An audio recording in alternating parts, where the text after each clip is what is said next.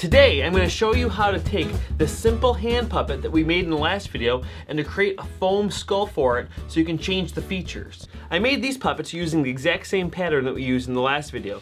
These guys over here are the same pattern, but I made a foam skull on top to change the shape of the head. So if we look here, this little dog here, really cute little guy, this section here of the head is just a foam cube that's on top of his head covered in fur. And that's what we're gonna learn how to make today. Same thing with this guy here. So you can see, by taking that foam cube and where you place it can really affect the character. On the dog, it's placed further back, so he has more of a muzzle. On this guy, it's really far forward, so that it just changes his look. And this guy even, allowed me to put a mechanism in his head for a blinking like that. Pretty neat, huh? It's controlled on the arm rod here. So we're gonna start off with a brand new puppet. If you don't know how to get this far, find the puppet build in the link below. Now, how big of a piece of foam should you use? Depends on how big you want the head to be on your puppet. I'm just gonna lop off a little cube here. This is the best tool for cutting foam. It's like a turkey carver. Got this at a garage sale for $2. So now we have a smaller, more manageable piece. Let me cut this down. So let me see how that fits on this puppet. I think I'm gonna change the profile of that a little bit.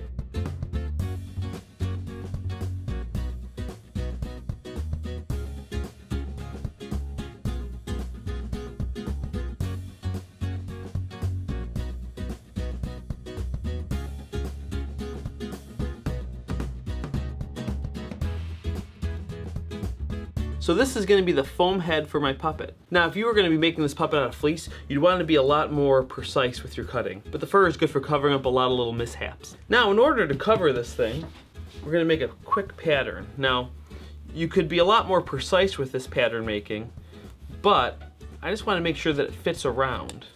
So, I'm going to measure on both ends, all four sides rather. Just like that. So that's exactly how much clearance I need in order to cover up this shape all the way around. So I'm just going to round it out to a circle. I'm going to add a little bit of seam allowance so that I can tuck those edges under rather than it just butting up against the edge of the fabric.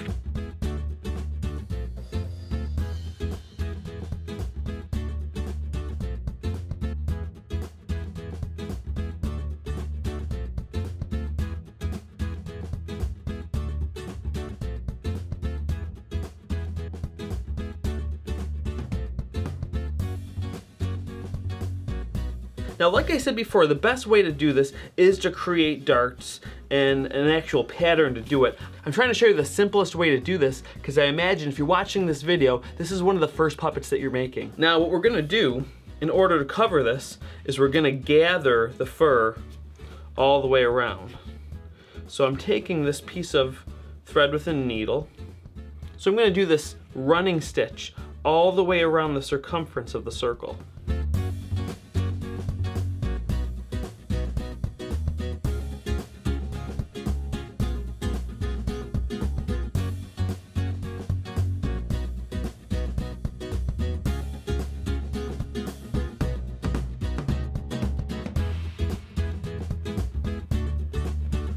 There it is, and leave both ends out. We're not gonna actually tie them, at least not yet. Now on this foam, I want to mark where the front is, because once it's covered, it might be a little hard to tell. So I'm just gonna put an arrow pointing toward the front, like that. Now I'm gonna take this, put it right into the center. I'll fold these edges up. What I'm gonna carefully do is pull on both ends of the thread. And you'll notice what happens is it all starts to cover it up. It's gathering all those edges together and completely encasing this this piece of foam into like a little fur ball. Now you could easily use this remaining thread to seal this up. However, for today, I'm just going to use hot glue around those inside edges.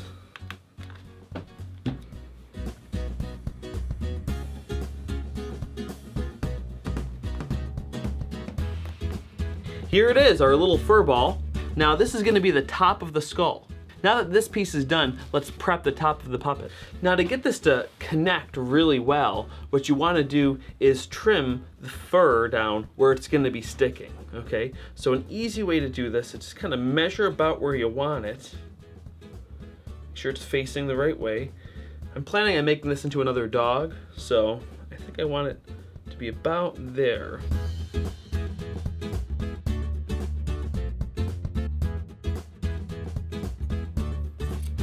So now when you do this, you cut down to the netting.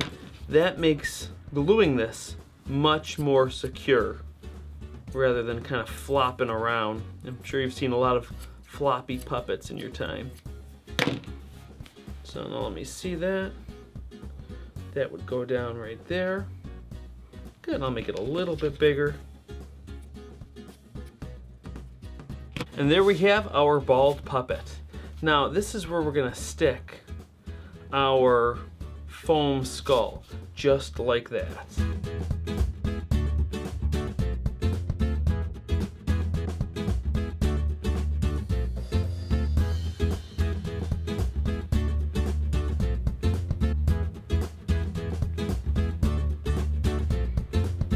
I'm gonna press it down nice and firm. Now be careful when you put that hot glue down. I realized I put on so much that when I pushed down, it went through the netting and started to stick to the mouth plate. So just make sure once it's cooled down a little bit, you reach inside and then you loosen that up again. So there it is, it's on. Now it's really hard to tell right now. So let me comb it out and you'll see that it's actually pretty seamless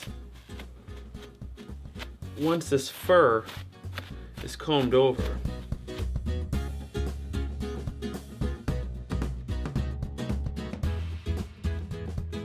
There you go. Now you can see a little better that he has much more of a cranium on there, the top of his head. Now this fur is so long that you can't really see the shape of the head. So I'm going to start doing some trimming on this. It'll give him a little bit more character too.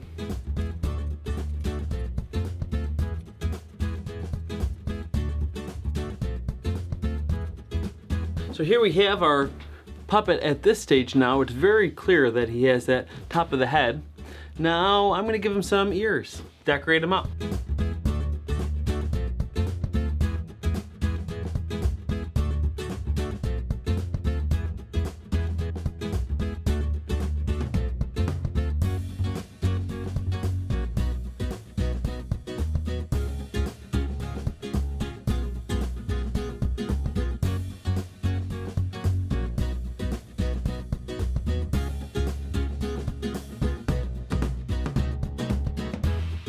And there we have it, this cute little puppy dog with the same pattern that we made this guy last time. Just by adding that foam skull, you can completely change this puppet into any kind of character that you want.